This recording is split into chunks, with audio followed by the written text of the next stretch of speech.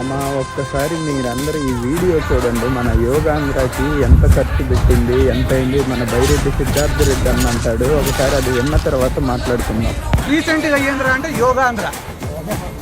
ఎవరైనా చంద్రబాబు నాయుడు గారి దగ్గరికి సార్ మా ఫీజు రియంబర్స్మెంట్ ఏమైంది సార్ అంటే ఊపిరి గట్టిగా పిలిచండి, ఫీజులో వదలండి అంట.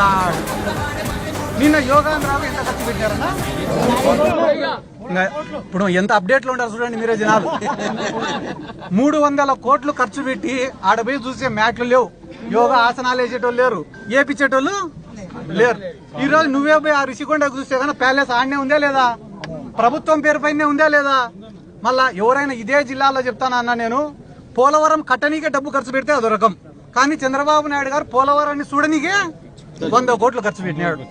దీని గురించి ఏ ఒక్క ప్రజా సంఘాలు, మేధావులు, మీడియా ఛానళ్లు ఎందుకన్నా చర్చ జరగడం లేదు. ఈరోజు రాష్ట్రంలో ఒక పక్కన ఈ నిరుద్యోగ భృతి, ఫీజు రీఎంబర్స్మెంట్, వసతి దీవెన, ఉద్యోగాలు